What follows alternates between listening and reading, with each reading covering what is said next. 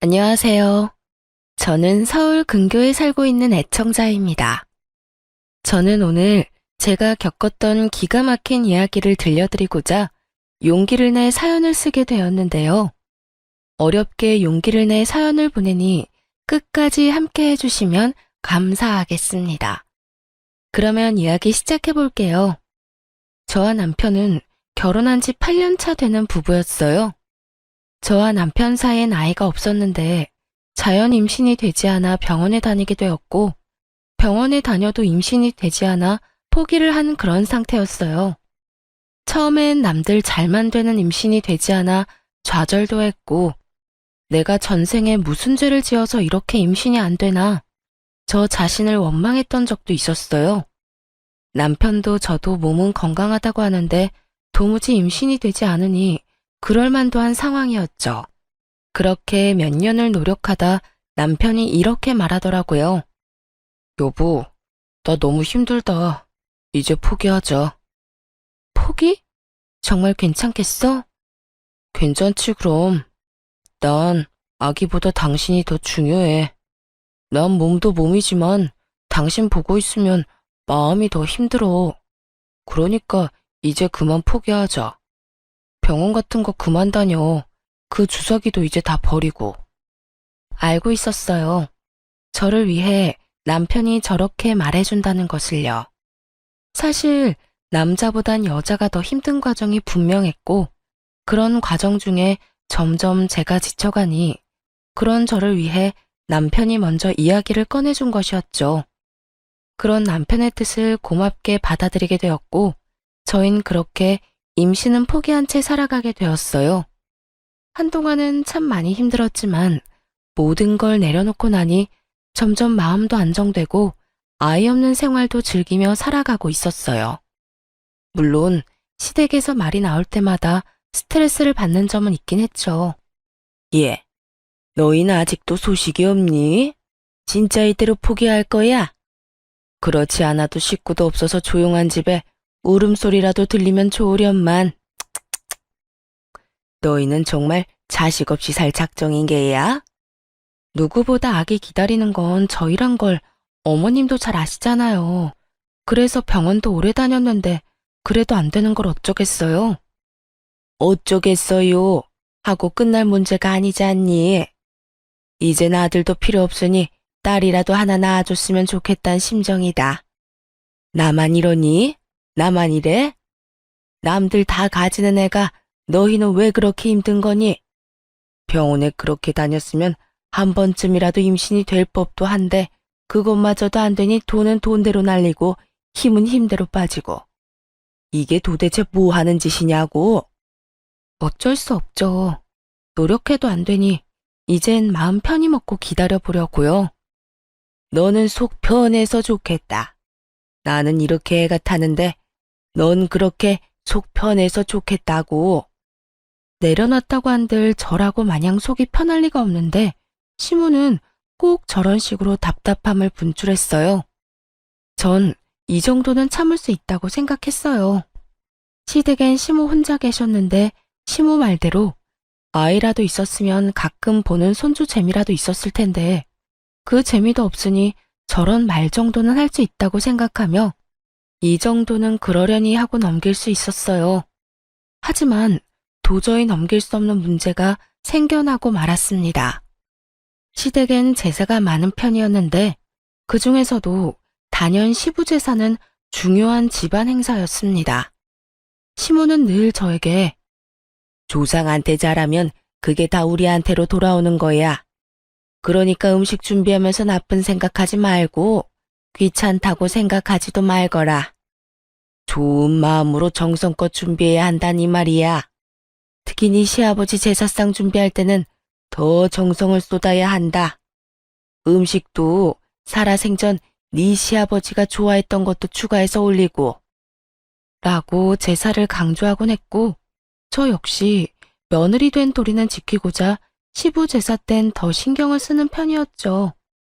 시부 제사가 있는 날엔 아침 일찍부터 시댁으로 가 제사 음식을 정성껏 마련하고 시댁에서 시간을 보내곤 했으니까요.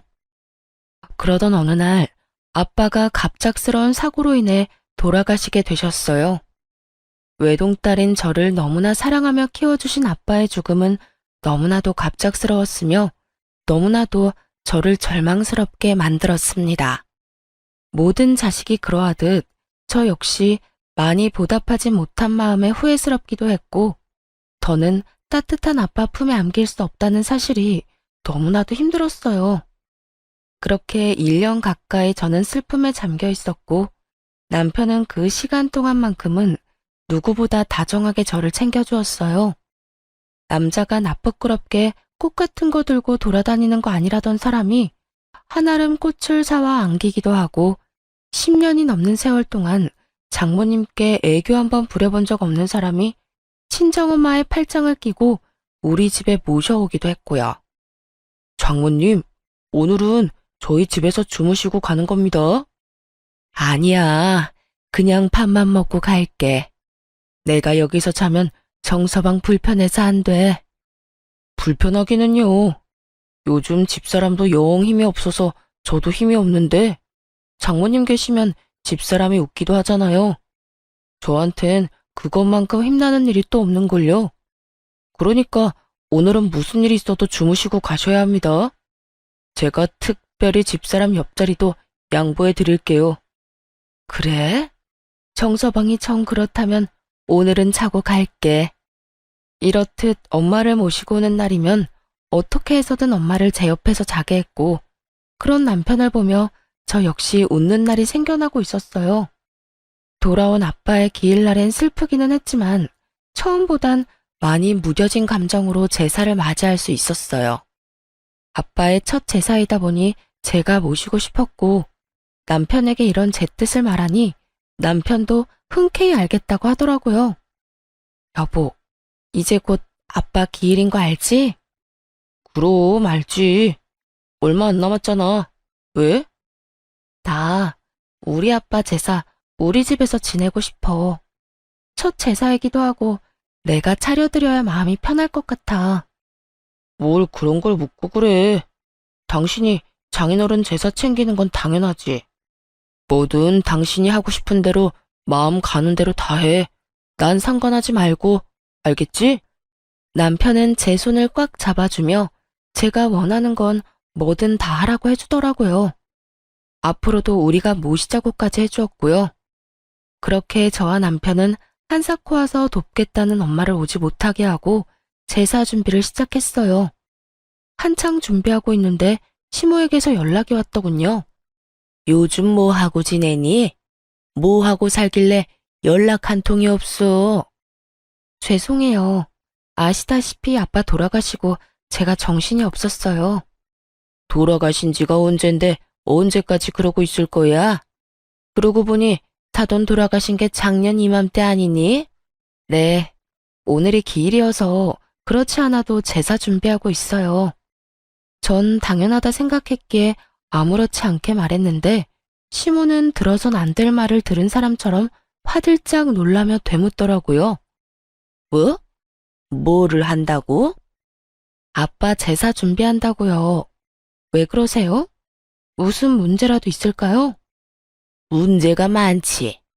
네가 왜 그 제사 준비를 해? 너 출가 외인이야. 그런 네가 왜 친정 제사를 지내냐고. 그게 말이 된다고 생각하니? 정작 말 같지도 않은 말을 하는 사람이 누군데 저에게 이딴 말을 하나 싶더라고요. 요즘 같은 세상에 시댁 친정이 어디 있다고 이런 말을 하는지. 거기에다 시댁 제사엔 그렇게 온갖 정성을 쏟으면서 다른 사람도 아닌 친정아빠의 제사를 챙기지도 못하게 하는 시모를 보며 정말 오만정이 떨어진다는 말이 어떤 건지 단번에 알겠더라고요. 전 말도 안 되는 말을 해대는 시모에게 제 감정을 숨기지 않고 표출했어요. 어머님, 저 외동딸이에요. 저 아니면 제사 준비할 사람도 없는데 당연히 제가 해야죠. 제가 시댁 제사는 다 준비하고 지내는데 저희 아빠 제사 하나 못 지내드리는 게 말이 된다고 생각하세요? 시댁은 시댁이고 친정은 친정이야. 네가 우리 집에 시집 온 지가 10년이 훌쩍 넘었는데 그 정도면 넌 이제 친정하고 연을 끊었다고 봐야지. 어찌됐든 난 절대로 싫으니까 당장 다 때려치우거라. 싫은데요. 이건 어머님이 뭐라고 하시든 제 마음대로 할 거니까 이래라 저래라 하지 마세요. 너 기어코 내가 가서 그 상을 다 엎어야 그만할 거야?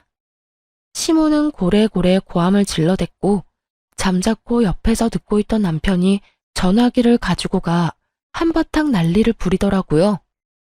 엄마, 진짜 적당히 좀 해, 적당히. 이 사람이 장인어른 제사상 좀 차리겠다는데 왜 엄마가 하라 말아야? 당연히 이 사람이 해야 하는 일이잖아. 이 사람 아니면 할 사람도 없고.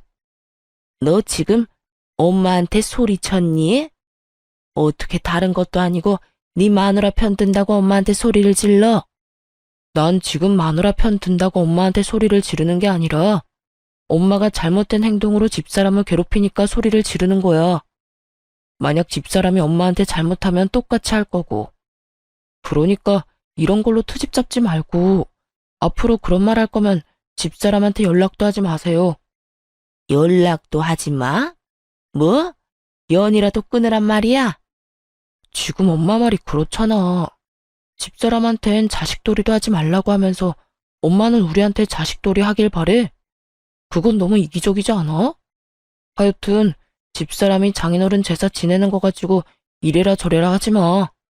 계속 그러면 우리도 자식돌이 안 해도 된다는 뜻으로 알고 평생 아빠 제사에도 안 갈 거고 엄마가 죽어도 제사상 안 차려드릴 거야. 시모는 화가 많이 난 듯 일방적으로 전화를 끊어버렸고 남편은 전화기를 들고 연신 한숨을 쉬더라고요. 이런 상황이 곤란하기도 피곤하기도 하다는 듯이요. 다시 이런 일로 당신 괴롭히면 참지 말고 할 말 다 해. 내가 다 막아주려고 노력하겠지만 언제 어디서 어떤 말을 듣게 될지 아무도 모르는 일이잖아. 당신도 마냥 참지 말고 할 말은 다 해야 당신이 상처를 덜 받아. 알겠지? 알겠어. 내가 다 막아준다는 말보다 더 든든했고 남편에게 참 고마웠습니다. 그렇게 제사는 무사히 지내게 되었고 엄마는 남편의 손을 붙잡고 덕분에 잘 치를 수 있었다며 고마운 마음을 전했어요. 남편은 그런 엄마의 이부자리까지 펴주며 이런 날은 혼자 주무시면 안 된다고 눕혀드리기까지 했고요. 이런 남편으로 인해 시모에 대한 섭섭함은 사라지고 없었는데 소식을 전해들은 시누이까지 저에게 연락이 와 저를 위로해 주더라고요. 언니, 이야기 들었어요. 많이 서운하고 속상했죠? 언니가 우리 집 제사 지내준 것만 해도 몇 번인데. 처음엔 속상하기도 하고 섭섭하기도 했었는데 오빠가 잘 달래줘서 괜찮아졌어요. 어머님도 앞으로 제사 문제로 아무 말 안 하기로 했고요. 듣는 내가 다 속상하던데 우리 언니는 마음도 좋아. 오빠가 달래준다고 금방 풀리는 거 보면. 어쨌든 나도 엄마한테 한 소리 했으니까 혹시나 마음에 남은 앙금 있으면 풀어요. 괜히 마음에 담아두면 언니만 힘들잖아요. 그냥 다 잊어버려요. 알겠죠? 알겠어요, 아가씨. 걱정해줘서 고마워요. 시누이까지 나서 시모에게 한 소리 했다고 하니 고맙기도 하고 시모가 불쌍하단 생각마저 들 지경이었어요. 그러면서 제 앙금은 시누이가 말했듯 씻은 듯이 날아가기도 했고요. 그렇게 전 다시 활기를 되찾았고 시댁에서도 좋은 소식이 들려오더라고요. 성격도 좋고 평소 저랑 좋게 지내던 시누이의 결혼 소식이었어요. 결혼 상대가 의사라는 말을 들었을 땐 정말 잘된 일이라며 얼마나 기뻐한 줄 모릅니다. 오죽했으면 남편이 자신보다 제가 더 기뻐하는 것 같단 말까지 했으니까요. 저는 정말 기쁜 마음으로 시누이에게 축하 말을 전했고 시누이 역시 기뻐하며 저에게 시집가서 잘 살겠다고 하더군요. 그렇게 집에는 경사가 났다며 다들 기뻐하고 있는 와중 저에겐 불안한 일들이 일어나고 있었어요. 저를 불안에 떨게 만든 장본인은 다름 아닌 시모였는데요. 시누이가 시집 간다는 말이 나온 뒤부터 묘하게 시모가 저에게 잘 대해주는 느낌이었어요. 어느 날은 시댁에 갔는데 밥상이 다 차려져 있더라고요. 어머님, 이게 다 뭐예요? 보면 모르니? 너 먹으라고 내가 다 차렸어. 다 네가 좋아하는 반찬들이니 마음껏 먹고 맛있으면 싸서 가거라. 혹시 몰라서 넉넉히 해서 소분해서 넣어뒀어. 감사해요. 다 맛있겠어요. 얼른 먹고 설거지는 제가 할 테니 두세요. 아니야, 됐어. 음식 만든 사람이 뒷정리까지 다 해야지. 너는 그런 거 신경 쓰지 말고 맛있게 먹기나 해. 아니에요. 설거지는 하게 해주세요. 제가 마음이 불편해서 그래요. 저는 끝까지 설거지만은 제가 한다고 했지만 시모는 한사코 저를 말리며 직접 설거지를 해버리더라고요. 이런 모습만 해도 불안감이 밀려오는데 시모의 입에선 도저히 상상할 수도 없는 말이 나왔습니다. 그날은 시댁 제사를 얼마 앞두지 않은 어느 날이었어요. 집에서 쉬고 있는데 시모에게서 전화가 오더라고요. 아가, 바쁘니? 아니요, 어머님. 왜요? 무슨 일 있으세요? 저 지금 갈까요? 아, 아니다. 그런 게 아니라 다름이 아니라 이번에 오는 증조부님 제사 말이다. 아, 네. 알고 있어요. 그렇지 않아도 그 전날부터 시간 비워뒀어요. 아니, 그런 뜻이 아니라 혹시 바쁘면 안 와도 된다는 말 하려고 전화했어. 아니, 앞으로 제사 지내는 거 신경 안 써도 돼. 앞으로는 나 혼자 해도 될 것 같구나. 어머님, 갑자기 왜 그러세요? 제사를 그렇게 중요하게 여기시면서. 생각해보니까 요즘에 우리 집처럼 제사 많이 지내는 집도 없고 너도 8년이나 했으면 할 만큼 했다 싶어서 말이야. 이제 나도 나이도 있고 줄일 수 있는 건 다 줄이고 간소하게 혼자 지내려고 해. 그러니까 너는 앞으로 안 와도 된다. 네? 어머님, 진짜 무슨 일 있으신 거 아니죠? 아니라니까 얘가 왜 이래? 이상하잖아요. 지난 8년 동안 단 한 번도 이런 적이 없었는데 그런 이유로 갑자기 아예 제사도 오지 말라고 하는데 제가 걱정되지 않겠어요? 혹시 저한테 뭐 바라는 거 있으세요? 아니면 제가 뭐 잘못했어요? 그런 거 없다니까. 하여튼 이번 제사부터 안 와도 되니 그런 줄 알고 푹 쉬거라. 그렇게 중시하며 8년 내내 비가 오나 눈이 오나 제사 하나만큼은 챙기던 시모가 이런 말까지 하니 불길할 수밖에 없었죠. 도대체 무슨 일인가 하고 생각을 해봤더니 이유는 하나뿐이더라고요. 신우이의 결혼. 시기상으로도 상황상으로도 그 원인은 신우이 결혼밖에 없었고 전 남편을 붙잡고 추궁 아닌 추궁을 하게 되었습니다. 여보, 솔직하게 말해봐. 어머님, 나한테 뭐 바라는 거 있으시지? 어? 우리 엄마가? 갑자기 왜? 글쎄 이상하잖아. 8년 내내 나한테 밥상 받아먹던 분이 요즘 따라 집에 불러서 가보면 밥상이 떡하니 차려져 있기도 하고 요즘엔 나한테 설거지도 안 시키셔. 그것뿐인 줄 알아? 그렇게 제사 노래를 부르던 어머님이 그제는 갑자기 연락이 와서 제사를 오지 말라고 하더라니까. 당신 같으면 이상하지 않겠어? 난 지금 이 상황이 굉장히 이상하거든. 그러니까 솔직하게 말해봐. 아가씨 결혼 때문에 나한테 뭐 바라는 거 있으시지? 왜? 가전이나 가구 사달래? 냉장고? 아니면 세탁기? 아니면 침대? 뭔데? 말해봐. 아니야. 바라긴 뭘 바래. 그런 거 아니니까 신경 쓰지 마. 그냥 이제서야 당신한테 그렇게 해주고 싶으셨겠지. 남편은 한사코 아니라며 손사래를 쳤지만 저는 아닌 게 아니란 걸 알 수 있었어요. 지나치게 화들짝 놀라는 모습과 말을 더듬은 것이 딱 남편이 거짓말할 때 나오는 모습이었거든요. 여보, 그냥 솔직하게 말해봐. 나 화 안 내. 난 당신이 거짓말하고 나한테 숨기는 게 제일 싫어. 그러니까 말해봐, 솔직하게. 전 남편을 끝까지 닥달했고 제 눈치를 살피던 남편이 무거운 입을 열었어요. 그게 사실은 엄마가 혜은이 집이라도 해서 보내주고 싶나 봐. 집? 왜? 상대방 집안에서 집까지 해오라고 한대? 그런 건 아닌데, 의사 집안에 시집 가는데 집이라도 해가야 혜은이 기가 좀 살지 않겠냐고 말이야. 그러면서 하는 말이 장인어른 사망보험금으로 혜은이 집 한 채 해달라고 하더라고. 물론 나는 그 자리에 펄쩍 뛰면서 안 된다고 했어. 혜은이도 그 말 나오자마자 그건 절대 안 되는 일이라고 했고. 당신한테 아무 말도 안 한 건 혹시나 당신이 오해할까봐 그랬어. 우리는 진짜 그럴 생각도 없는데 혹시나 당신이 우리도 그런 생각으로 당신을 대한다고 생각할까봐. 다른 사람도 아닌 신우이가 결혼을 하니 저도 세탁기, 냉장고쯤은 해줄 수 있다고 생각했는데 시모는 제 예상을 훨씬 뛰어넘어 집을 바라고 있더라고요.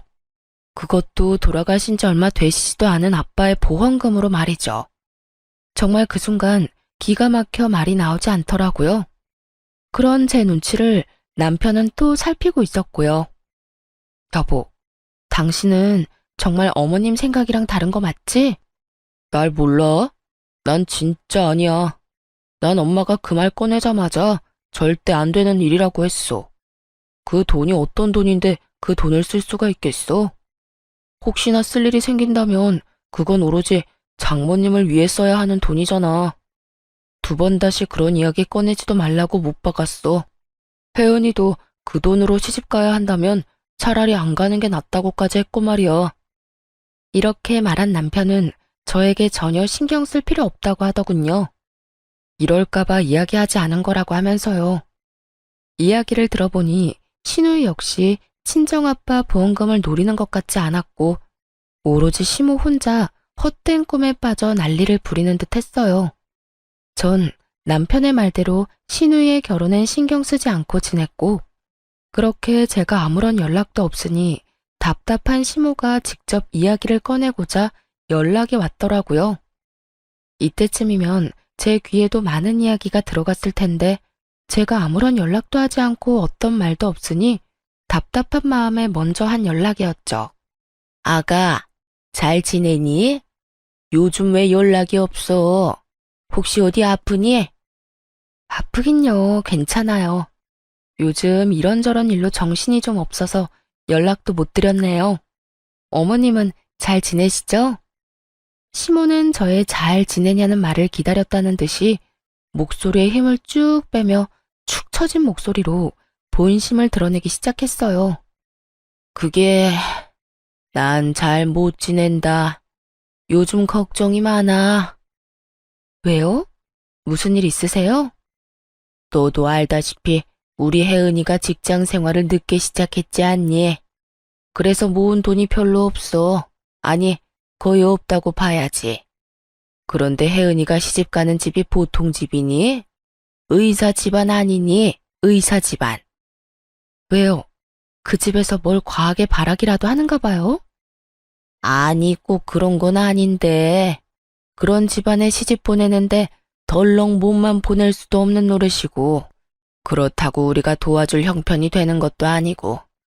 그래서 말인데 아가, 네가 좀 도와주면 안 되겠니? 더도 말고 덜도 말고 딱 집 한 채만 네가 해주면 참 좋을 것 같아. 큰 집도 필요 없어. 딱 30평대 아파트면 어떻게 우리 혜은이 기 좀 펴고 살 것 같은데. 어떻게 안 되겠니? 시모는 30평대 아파트가 사고 싶다고 마음만 먹으면 살 수 있다는 듯 별것 아닌 것처럼 말을 하더라고요.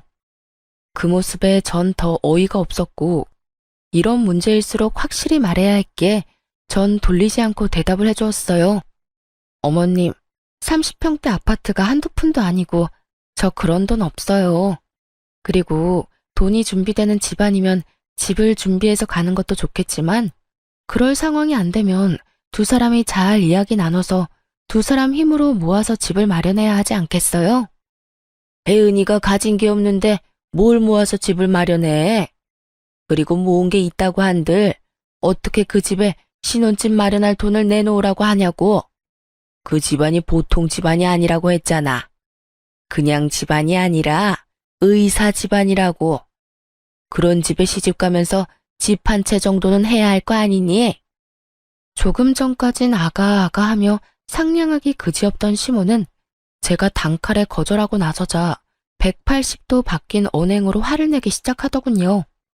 그런 시모의 모습에 저 역시 화가 올라오기 시작했지만 같이 화를 낸다고 한들 남는 것도 없기에 최대한 차분히 시모와 대화하려 애썼어요. 그러면 그렇다고 솔직하게 아가씨랑 결혼할 남자한테 말을 해야죠.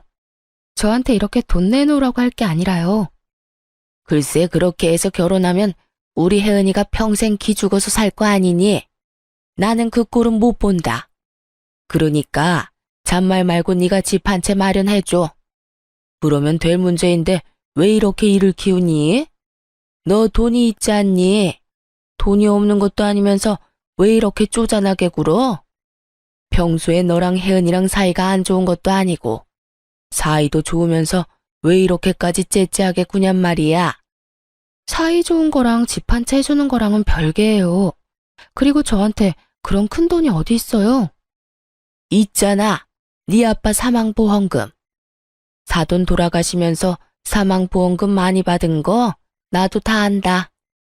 내가 네 아빠 제사도 지내게 해주는데 넌 고작 집 한 채 못 해주니? 결국 시모의 입에서 아빠의 사망보험금 이야기가 나오고야 말았고 더는 화를 참을 필요가 없다고 생각했어요. 다른 것도 아닌 아빠의 목숨값을 자격도 없는 시모가 저리도 당당하게 요구하는 모습을 보며 참을 필요성이 사라졌기 때문이었죠. 저한테 사망보험금이라도 맡겨두셨어요? 그런 것도 아니면서 어쩌면 이렇게 당당하게 요구하세요? 그 돈 다른 것도 아니고 저희 아빠 목숨값이에요. 그 목숨값으로 아가씨 아파트나 사주라고요? 제가 왜 그래야 하는데요? 저는 그러고 싶지 않아요. 저 아가씨 좋아하는 거 맞는데 그래도 아닌 건 아니죠. 저는 절대로 해드릴 생각 없으니까 더는 이런 일로 연락하지 마세요. 너 진짜 이렇게 매정하게 굴 거야? 너 때문에 우리 혜은이 의사 집안에 시집 못 가게 되면 네가 책임질 거야? 집 못 해간다고 못 갈 시집 같으면 가지 말라고 하세요. 그리고 그렇게 해서 시집 못 가게 되면 그건 제 책임이 아니라 집 한 채 바라는 집에 시집 간다고 욕심부린 아가씨 책임이죠. 그러니까 어머님, 애먼데 책임 전가하지 말고 이럴 시간에 아가씨한테 예비 신랑이랑 이야기나 잘 나눠보라고 하세요. 너 지금 시험이 가르치니? 어디서 버르장머리 없게 시어미한테 이래라 저래라 해야? 넌 친정에서 그렇게 배웠니? 그깟 돈으로 유세 부리면서 시어미한테 이따위로 굴라고 네 엄마가 가르쳤어? 그럴 리가 있겠어요? 친정에선 이런 것까진 가르치진 않죠. 아니, 가르칠 필요가 없죠.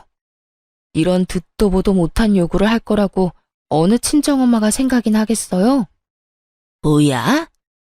어머님, 저희 엄마가 이런 사실 알면 저 당장 이혼하라고 할 거예요. 이 경우 없는 상황을 참고 살라고 할 엄마가 어디 있겠어요? 그러니까 저한테 더는 이런 이상한 요구하지 마세요. 전 집을 마련할 돈도 생각도 전혀 없으니까요. 그러면 저 끊을게요. 그렇게 전화를 끊고 나서도 흥분이 가라앉지 않더라고요. 어떻게 감히 아빠 사망보험금을 욕심낼 수 있는 것인지 이해도 되지 않았고요. 그렇게 한참을 씩씩거리고 있으니 어느새 퇴근을 한 남편이 집으로 들어오더라고요. 뭐야? 당신 무슨 일 있어? 화난 표정인데. 어머님, 결국 나한테까지 전화해서 아빠 사망보험금으로 아가씨 30평대 아파트 사주라고 하더라. 당신한테 이야기 듣고 어느 정도 각오하고 있었는데도 막상 직접 들으니까 너무 화가 나서 화시키고 있었어. 뭐? 그게 정말이야? 내가 그렇게 이야기했는데. 아, 진짜 어머님 왜 그러셔? 애도 아니고 무작정 우기는데 내가 진짜 열불나서. 거기에다 내가 계속 안 된다고 하니까 친정까지 들먹이더라? 제사 가지고 서운하게 하더니 이제 돈이야? 왜 그러신데 진짜. 일단 내가 미안해. 엄마가 당신한테까지 전화해서 그럴 줄은 몰랐어. 있어봐. 내가 당신 듣는 데서 확실하게 못 박을게. 남편은 노발대발 화를 내며 바로 시모에게 전화를 걸어 한바탕 쏟아내기 시작했어요. 엄마, 진짜 왜 그래요? 내가 그러지 말랬잖아. 그 돈 엄마가 맡겨놓은 돈 아니라고 했지. 어떻게 엄마가 사돈 사망보험금을 아무렇지도 않게 내놓으라고 할 수가 있어? 그러면 어떻게 하니? 네 동생 파혼이라도 하길 바라는 거야? 엄마한테 이렇게 화낼 게 아니라 이럴 시간에 네 마누라 설득이나 시켜. 이러다 진짜 네 동생 파혼이라도 하는 날엔 이 엄만 화병 나서 못 사니까. 엄마가 화병 나기 전에 내가 화병 나게 생겼다고. 한 번만 더 이런 이야기 꺼냈다간 아무리 엄마라도 나 가만 안 있어.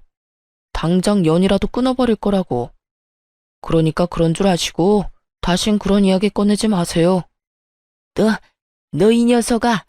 아무리 그렇다고 한들 어떻게 이 엄마한테 연을 끊자고 해? 내가 오죽했으면 이러겠어? 지나가는 사람 붙잡고 물어봐. 열이면 열, 백이면 백. 다 엄마가 이상하다고. 엄마가 잘못했다고 할 테니까. 하여튼 난 내 뜻 확실하게 전했으니 이젠 엄마가 결정해. 계속 말도 안 되는 요구해서 아들 며느리랑 연 끊고 살아갈지 아니면 우리 보살핌 받으면서 살아갈지. 시모에게 한바탕 쏟아낸 남편은 그래도 화가 풀리지 않는지 이번엔 신우이에게 전화를 걸어 시모가 한 짓을 알려주며 한바탕 쏟아냈어요. 혜은아, 오늘 엄마가 네 언니한테 전화해서 너한테 아파트 한 채 사주라고 했다더라. 너 알고 있었어? 아, 뭐? 그게 정말이야? 아, 진짜 엄마 왜 그래? 그 이야긴 그때 끝난 이야기잖아.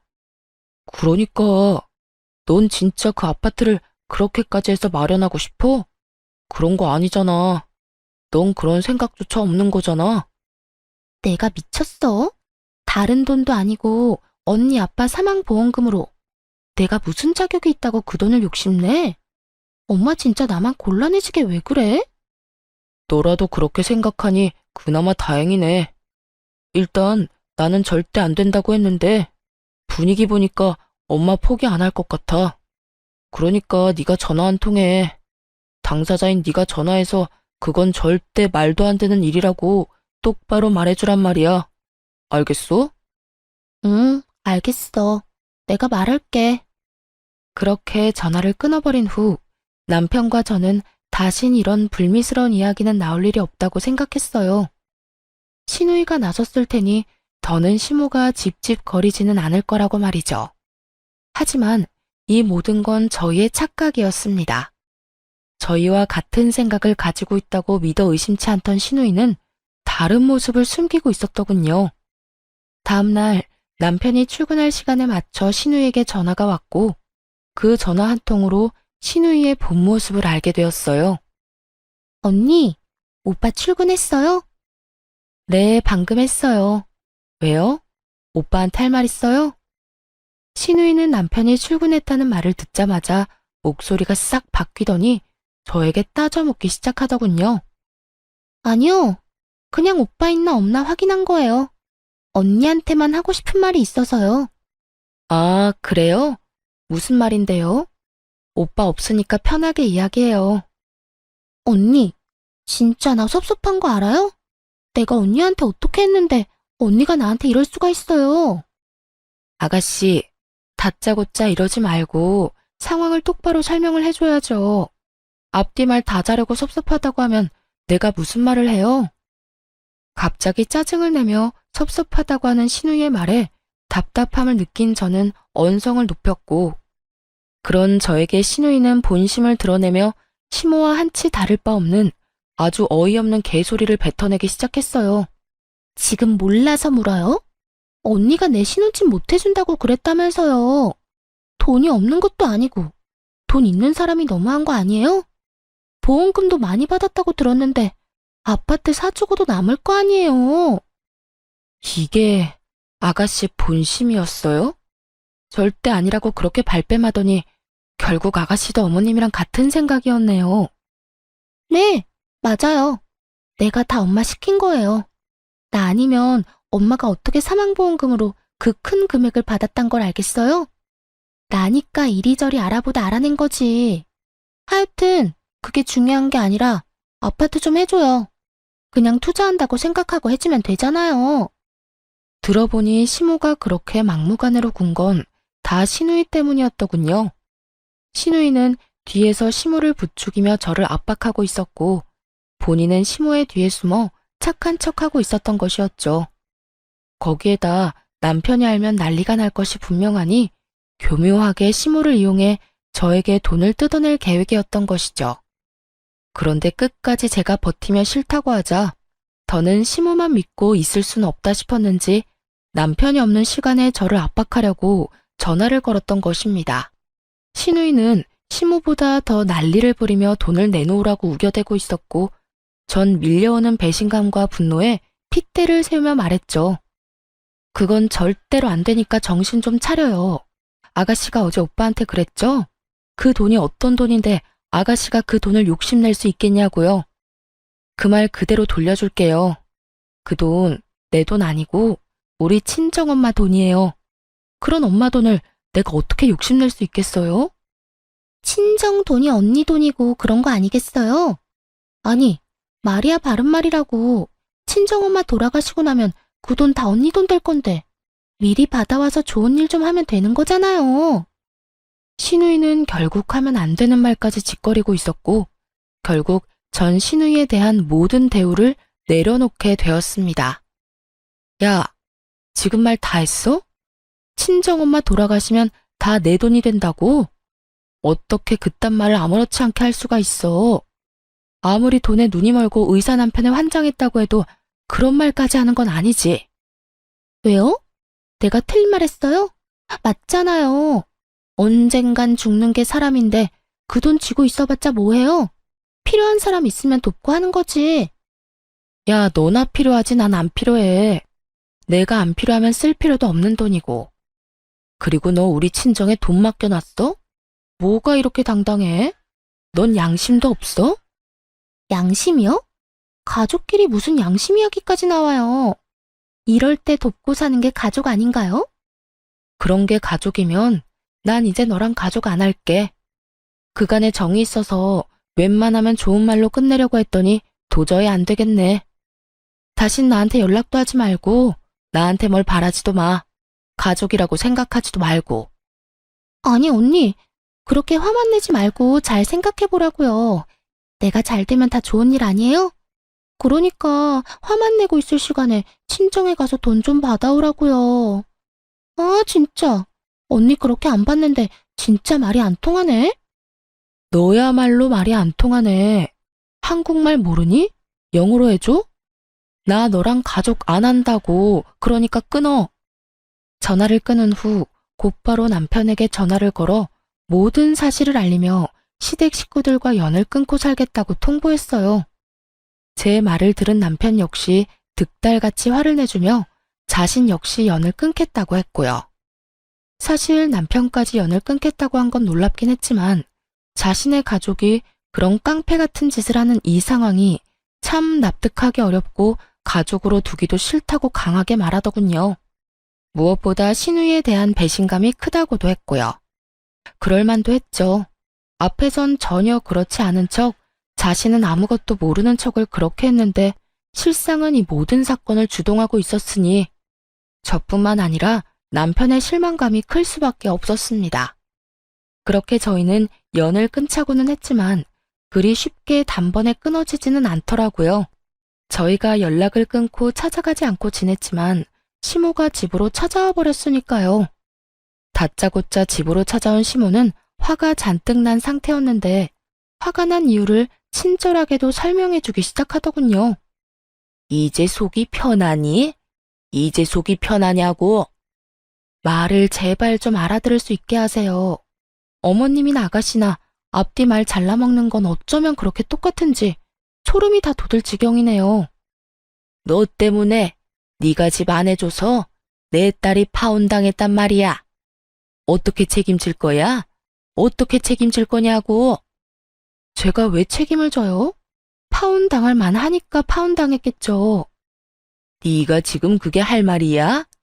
무릎 꿇고 빌어도 봐줄까 말까 한데 감히 그따위로 말을 해? 제가 왜 무릎 꿇고 빌어야 해요? 제가 뭘 잘못했는데요? 어머님이랑 연락 끊고 사는 그날 동안 제가 진짜 많이 생각해봤는데 아무리 생각해도 제가 잘못한 건 하나도 없더라고요. 그래서 전 무릎을 꿇을 생각도 없고 어머님이랑 왕래하면서 지낼 생각도 없어요. 그러니까 제발 이 집에서 나가주세요. 뭐라고? 나보고 지금 이 집에서 꺼지란 말이냐? 그까지 돈 좀 있다고 지금 나를 무시하는 게야? 그까지 사망보험금 이젠 나도 싫다. 그 돈 없이 내가 어떻게 해서든 이 결혼시키고야 말 테니까 그때 가서 후회나 하지 마. 네, 후회는 절대 안 할 테니 알아서 다 해보세요. 그리고 제발 이런 일로 찾아오지 마시고요. 시모는 끝까지 저를 노려보다 집으로 돌아갔고 얼마 후에 이상한 소식이 들려오더라고요. 신우이가 결국 결혼하게 되었다는 소식이었죠. 들어보니 시모가 있는 돈 없는 돈 다 끌어모아도 턱없이 모자라 무리한 대출까지 받아 돈을 쥐어주었다고 하더라고요. 그런데 문제는 그 돈을 신우이도 아닌 그 상대방 남자에게 줬다더군요. 전 아무래도 이상해 신우이에게 연락을 걸어 자세히 물었지만 소용없는 짓이었어요. 신우이는 제 말을 들으려 하지도 않았으니까요. 아가씨, 돈 마련했다면서요? 왜요? 내가 잘 될까봐 배 아파서 전화했어요? 걱정되어서 전화했어요. 집 마련할 돈을 왜 그 남자를 줬어요? 그런 건 아가씨가 가지고 있다가 아가씨가 계약금 내고 아가씨가 잔금 치러야죠. 그러지 말고 지금이라도 그 돈 받아와요. 아무리 결혼할 사이라고 해도 그렇게 돈을 주고받는 거 아니에요.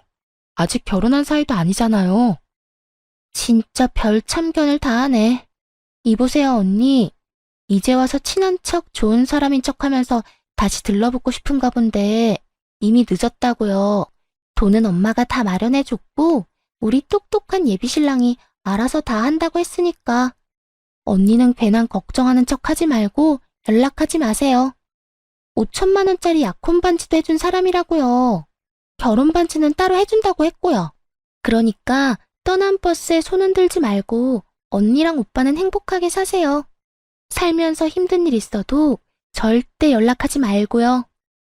나 아가씨한테 뭐 바라는 것도 없고 진짜 걱정되어서 하는 말이니까 돈은 꼭 돌려받아요. 꼭 돌려받으라고요. 내가 알아서 한다니까. 나 바쁘니까 끊어요. 이렇듯 신우이는 제 말을 들으려 하지도 않고 있었고 저는 설마 하는 마음으로 그냥 내버려 두기로 했어요. 저는 할 만큼 했고 저렇게 믿어 의심치 않는데 더 나서는 것도 아니라 생각했으니까요. 거기에다 이렇게 하나둘 신경 쓰다간 정말 연을 끊을 수 없을 거라 생각하기도 했고요. 그 뒤로 저는 2번 다시 그쪽으로 신경 쓰지 않고 살았고 남편 역시 마찬가지였어요. 그렇게 한 달쯤 지났을까요? 다시 시댁에서 소식이 들려오더라고요. 그건 바로 신우이의 소식이었는데 결국 결혼이 파토 났다는 소식이었어요. 알고 보니 신우이의 예비신랑은 의사를 사칭하는 사기꾼이었다고 하더군요.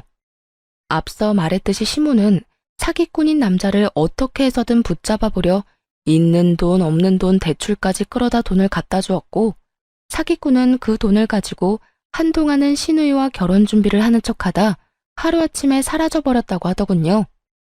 신우이가 그렇게 자랑하던 반지 역시 큐빅 반지였고 그 모든 것이 사기였던 것이었죠. 시모는 대출이자를 감당하지 못해 집을 팔았고 신우이도 반쯤 정신이 나가버려 시모가 새로 얻은 단칸방에서 술에 미쳐 살고 있다고 하더군요. 이 모든 소식을 작은 아버님께 들은 남편이 씁쓸한 표정을 지으며 이렇게 말하더군요. 어쩌겠어. 다 자기 무덤 자기가 판 거지. 그러게 그 돈을 왜 사기꾼한테 다 줘버려? 당신이 그렇게까지 말렸으면 그때라도 생각이란 걸 해봤어야지. 내가 그때 좀 더 적극적으로 말렸어야 했었나 봐. 아니, 신고라도 할 걸. 아니다.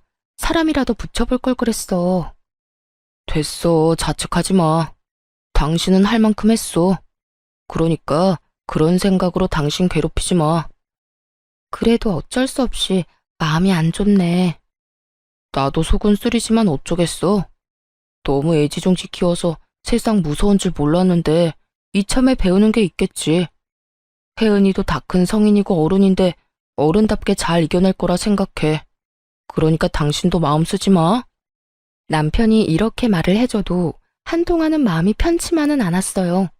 하지만 저는 최선을 다해 말렸고 그런 저를 무시했던 건 신우이였으니 저는 남편의 말대로 할 만큼 했다고 생각하기로 했습니다. 그 뒤로 거짓골을 한 시모가 집으로 한번 찾아왔는데요. 쫄딱 망한 자신을 구제해달라며 이 집에서 살고 싶다, 뭐 이런 부탁을 하려고 왔더라고요.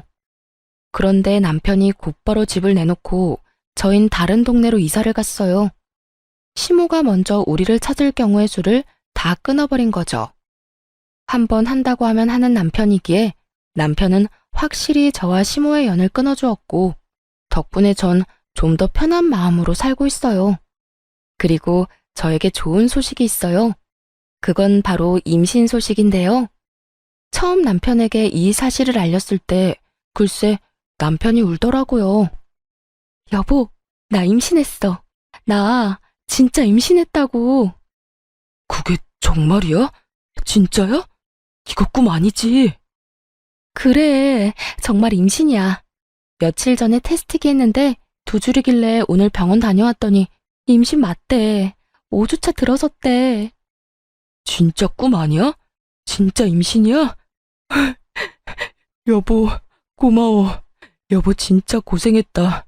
진짜 우리 고생했다. 울긴 왜 울어. 기분 좋은 날에. 우리 앞으로 진짜 잘 살자. 진짜 열심히 살자. 그래, 진짜 고맙다, 고마워. 내가 앞으로 더 잘할게. 이렇듯 저희는 더 애틋하게 지내고 있어요. 늦은 나이 한 임신이라 뭐든 조심스럽고 때론 두려운 마음도 들지만 오래 기다리고 간절히 바랬던 만큼 그 누구보다 열심히 노력해서 아이와 남편과 함께 잘 살아보려고요. 남편은 오랫동안 바래왔던 승진도 하게 되어 요즘 입꼬리가 내려올 새가 없이 웃고 다니곤 하는데요. 그야말로 겹경사가 생겨 요즘 저희 집엔 행복이 가득 차 있는 상태예요. 이런 행복함을 느낄 때마다 어쩔 수 없이 시모와 시누이가 생각나곤 하는데요. 다시 왕래하고 싶다거나 연락하고 싶어서 생각나는 건 아니고 남편이 걱정되어서 생각이 나는 것 같아요. 엄연히 따지자면 저는 피 한 방울 섞이지 않은 남이지만 남편은 그렇지 않으니까요. 그래서 전 가끔 남편에게 시댁 식구들과 왕래하고 지내고 싶다면 알아서 하라는 말을 하곤 했는데요. 남편은 그때마다 이렇게 말하더라고요. 싫어.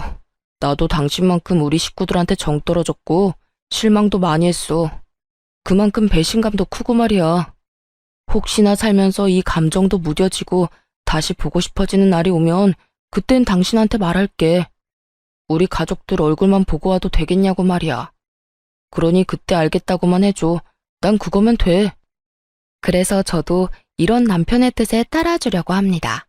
이제 떠나간 시댁을 걱정하지 말고 저희의 품에 찾아올 새로운 가족의 행복을 위해 살아가 보려고요.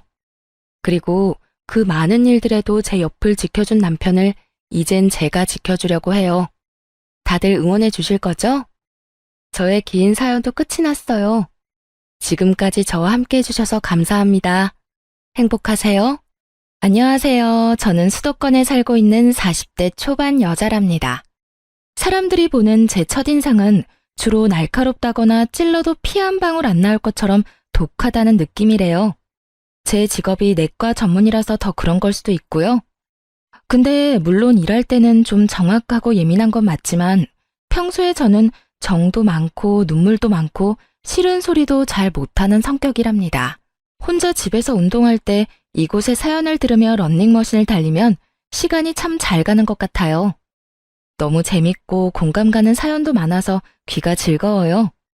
저도 망한 결혼을 걷어차고 화려한 돌싱으로 살게 된 지가 얼마 되지 않았거든요. 공부하고 일만 하느라 심심하기만 했던 저의 인생에 아주 파란만장한 일이 있었더랬죠. 저의 화려한 사연 한번 들어보시겠어요? 저는 요즘 시대에 참 흔치 않게 살짝 개천에서 용난 케이스랍니다. 어릴 때부터 수제 소리 들으며 공부를 잘했고 부모님은 항상 의사 되라고 거의 세뇌시키셨어요. 부모님도 의사가 되려면 돈이 얼마나 많이 드는지 모르고 그냥 좋다고 하니까 대책 없이 그러셨던 거죠. 전 부모님 소원대로 의대에 가게 되었고요. 고등학교 때까진 그냥저냥 부침 없이 평범하게 살았던 부모님과 저는 등록금 마련하느라 진짜 엄청 힘들게 살았어요. 아버지도 퇴근하시고 대리기사 하시고 전업주부였던 엄마도 알바를 2개나 하셨고요. 저도 공부하느라 너무 힘들었지만 일주일에 과외를 3개나 하면서 진짜 힘들게 공부했네요.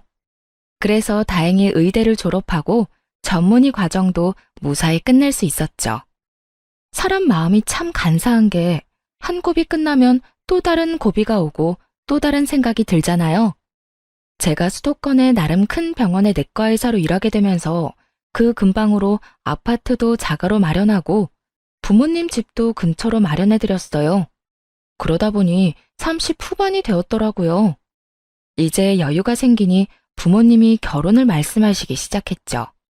저도 지금까지 일만 하느라 대학 시절 잠깐 해본 풋사랑이 전부였거든요. 그래서 여자로서의 제 인생이 좀 불쌍하긴 하더라고요. 부모님이 소개해주는 사람 몇 번 만나면서 소개팅도 좀 해보기 시작했어요. 근데 다 저와는 맞지 않는 사람들이었고 저라는 사람 자체보다는 제 직업에 관심을 두는 게 너무 보여서 실망을 많이 했네요. 다음 주 주말에 시간 좀 내봐라. 너보다 2살 어린데 아주 괜찮은 총각이란다. 나 그냥 결혼 안 하고 이렇게 살래요. 요즘은 결혼 안 하고 사는 사람도 많아요. 괜히 이상한 사람 만나는 것보단 일하면서 아빠 엄마 모시고 살게요. 예, 쓸데없는 소리 하지 마라. 너 돈 잘 버는 게 우리한테 효도하는 것 같아? 좋은 남자 만나서 손주 안겨주고 행복하게 사는 모습 보여주는 게 우리한테는 더 효도하는 거야. 아니, 그럼 의사 되라고 닥달하지 말고 시집이나 일찍 보내지 그랬어요. 지금 나이가 40이 다 돼가는데 괜찮은 남자가 있냐고요. 그러게 의대 다닐 때 동기 하나 좀 물어서 결혼하라니까. 그거 하나 못해서는. 다른 의사들은 다 결혼해서 잘 살던데 너만 바쁘니? 잔소리 말고 주말에 나가봐. 알았어? 어릴 때부터 저에게 좀 강요하는 부모님이 너무 답답하고 싫었던 적도 많았어요. 이 나이에도 부모님이 결정하는 대로 살아야 되나 싶어 반항하고 싶은 마음이 들었죠. 일단 그렇게 주말에 기대 없이 나가봤는데요. 지금껏 만난 남자들보단 키도 크고 늘씬한 게 훈남이더라고요. 배불뚝이나 대머리 아니면 키가 저보다 작은 남자들만 보다가 호감형인 남자를 보니 처음부터 제가 좀 마음이 열렸었나 봐요. 제약회사 영업직 대리답게 서글서글하게 말도 참 잘하고 데이트도 부드럽게 리드를 잘해주더라고요. 나보다 누난데 왜 이렇게 귀엽지? 그냥 내가 확 데리고 살까? 진짜 여자 많이 만나봤죠? 어쩜 그런 말을 그렇게 능글맞게 잘도 해요? 제가 뾰족하게 굴어도 진짜 제가 마냥 귀엽다는 듯이 대하는 모습에 어느새 저도 푹 빠져버렸답니다. 3번 정도 만나고 본격적으로 사귀는 사이가 되었어요. 1년 좀 안 되는 기간을 연애에 푹 빠졌더랬죠. 부끄럽지만 제가 제대로 해본 처음 연애였거든요. 남친 덕분에 너무 행복하고 하루가 즐거워서 이래서 다들 연애를 하나보다 싶었죠. 헤어질 때는 너무 아쉬워서 진짜 빨리 결혼해서 같이 살고 싶다는 마음까지 들었다니까요. 제 마음을 알았던 건지 저랑 같은 마음이었는지 남친이 드디어 저한테 청혼을 했어요. 자기가 나보다 너무 능력 있고 예쁘고 잘나서 내가 진짜 혼자 고민을 많이 했어. 자긴 벌써 자기 명의로 된 아파트도 있고 연봉도 나보다 훨씬 많은데 나 같은 사람이 눈에 차겠어? 그게 무슨 말이야. 난 요즘 자기 때문에 울고 웃는데. 난 내가 의사라서 내가 더 잘났다는 그런 생각 안 해. 오히려 자기한테 내가 배우는 게 많은데? 자기가 그렇게 생각해준다면 정말 다행이다. 그리고 난 홀어머니랑 둘이 살잖아. 우리 집이 그렇게 넉넉하지도 않아서 자기 부모님이 날 잘 봐주실지도 너무 걱정이야. 그럼에도 불구하고 난 자기랑 평생 행복하게 잘 살고 싶어. 나랑 결혼해 줄래? 특별할 것 없는 프로포즈였지만 난생 처음 받아보는 남친의 진실한 청혼에 저는 바로 승낙했죠. 이때까지만 해도 진짜 핑크 구름 속에서 둥둥 떠다니는 것 같았고 평생 이렇게 행복하게 살 줄만 알았네요. 이게 지옥문을 열고 들어가기 직전이라는 것도 모르고 말이죠. 상견례 전에 시모를 처음 만나게 되었는데요. 긴장한 것과 다르게 만나자마자 제 손을 꼭 잡아주시면서 정말 다정하게 대해주셨어요. 우리 아들 인물이 그래도 빠지진 않은데 노총각이 다 되도록 왜 결혼을 안 하나 했더니 우리 새아가처럼 잘나고 참한 여자를 만나려고 지금까지 기다렸는가 싶다. 그럼요. 내가 우리 어머니처럼 멋진 여자 찾다가 드디어 우리 아영이를 만났죠. 날씨가 쌀쌀하니까 얼른 밥 먹으러 들어가요. 자자, 갑시다, 우리 여왕님들. 같이 초밥을 먹으러 갔는데 저한테 해주는 것처럼 시모한테도 다정히 챙겨주고 농담하면서 분위기를 푸는 모습을 보니 더욱 남친에 대한 확신이 생겼던 것 같아요. 식당에서 오래 일하다가 이제 쉬고 있다는 시모는 말도 조곤조곤하게 하고 얌전하신 분인 것 같다는 느낌이었죠. 네가 의사라는 건 들었다. 우리가 그렇게 좋은 형편이 아닌데 의사 며느리 대접을 잘해줘야 되는데 걱정이구나. 우리 한가족 되면 내가 며느리 배려하면서 대접 톡톡히 해주면서 살게. 걱정하지 마렴. 엄마는 이렇게 예쁜 며느리 시집살이 시킬 데가 어디 있다고 그런 말을 해요. 엄마 혹시라도 나 몰래 이 사람 구박하면 나 진짜 들고 일어납니다. 내가 우리 두 여왕님 잘 떠받들면서 살 테니까 우리 평화롭게 잘 살자고요. 넉살 좋게 시모한테 경고 아닌 경고를 하는 남편이 은근히 듬직해 보였어요. 저와는 진짜 반대인 성격이라 어디에서도 환영받는 남편 성격이 참 좋아 보이더라고요. 그런 남편을 좋게 본 건 친정 부모님도 마찬가지였어요. 처음 우리 집으로 가서 얼마나 넉살 좋게 행동을 하던지 나중엔 부모님이 정서방하면서 더 살갑게 대해주시더라고요. 우리 장모님께서 요리를 너무 잘하셔서 제가 운동을 더 많이 해야겠어요. 이렇게 맛있는 거 계속 먹다간 살찌겠어요. 그래도 많이 해주실 거죠? 아유, 그럼 먹고 싶은 거 말만 하게. 어째 우리 딸이 남자 같고 자네가 더 곰살 맞은 딸 같은 생각이 들어. 이렇게 둘이 보니 참 잘 만났다 싶어. 제가 우리 아영 씨보다 많이 부족한데도 예쁘게 봐주셔서 감사합니다. 아버님, 어머님 잘 모시고 앞으로 잘 살겠습니다. 저를 이렇게 받아주셔서 감사합니다. 어쩜 말도 저렇게 예쁘게 하는지 몰라. 얼굴도 훤칠해서 아니 무슨 요즘 유행하는 젊은 트로트 가수 보는 것 같아. 내가 아주 우리 사위 팬 되겠어. 그렇게 양가의 축복을 받으면서 꽤 성대하게 결혼식도 올렸어요. 신혼집은 제가 살던 아파트에서 그냥 시작하기로 했고 남편이 텔레비전을 큰 사이즈로 바꿔온 것 빼고는 있는 그대로 살았네요. 지금 일하는 병원 근처라 제가 출퇴근하기에 좋고 시모가 혼자 사는 아파트하고도 그렇게 멀진 않아서 시모도 뭐라고 불만을 말하진 않았네요. 그러다 시모가 제가 일하는 병원에 찾아오기 시작하면서 점점 짜증나는 일이 생기기 시작했어요.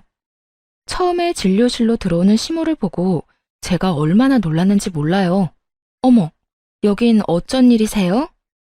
무슨 일이긴. 속이 더부룩하고 영 안 좋아서 진료받으려고 우리 며느리한테 왔지. 여기까지 오시려면 30분은 차 타고 오셔야 될 텐데 그냥 동네 병원으로 가시지 그랬어요. 우리 며느리가 의사인데 그럴 수 있니? 더 멀더라도 우리 새아가 얼굴 한번 보러 오는 게 좋지. 그리고 공짜잖아.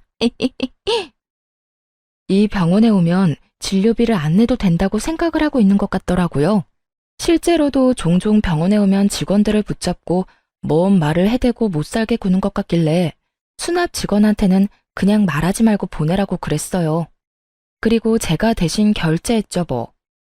그렇게 한 달에 한두 번은 병원으로 오는데 말도 안 하고 와서 저는 항상 긴장된 마음으로 시모가 언제 오나 그런 생각까지 하고 지내야 했어요. 그것뿐만이 아니고 일부러 점심시간 직전에 와서 저를 기다리기 시작하더라고요. 이제 점심시간이지? 우리 오늘은 같이 점심 먹자. 우리 의사 며느리가 맛있는 것 좀 사줘. 아, 네. 여기 근처에 맛있는 식당 많은데 그럼 같이 가실래요? 뭐 드시고 싶어요? 아니, 내가 봐둔 데가 있어. 점심시간이 짧으니까 얼른 움직이자. 그렇게 시모한테 떠밀려 택시를 타고 도착한 곳은 병원에서 10분 정도 거리에 있는 백화점이었어요. 백화점 안에서도 꽤 가격 나가는 레스토랑으로 아주 당당하게 들어가길래 따라가 봤더니 이미 시모 친구 4명 정도가 앉아 있더라고요. 시모가 아주 의기양양한 목소리로 말했죠. 자, 우리 의사 며느리 데려왔어. 어때? 얼굴도 예쁘고 아주 참하지? 아니, 얘들이 결혼식에 와서 봤으면서도 자꾸 못 믿겠다고 그래서 말이야. 진짜 의사인데 얼굴도 곱네. 반가워요. 오늘은 우리 며느리가 쏠 테니까 마음껏 먹고 싶은 것들 먹어. 내가 왕년의 최정란이가 아니야. 이제 의사 며느리 돈 최정란이라 이거야. 시모와 친구들 사이에서 엄청 불편하게 밥 대충 챙겨 먹고 거의 30만 원 나왔는데 아무 소리 못하고 결제해버렸죠. 이게 한 번뿐이면 제가 그러려니 하고 넘어갔을 거예요.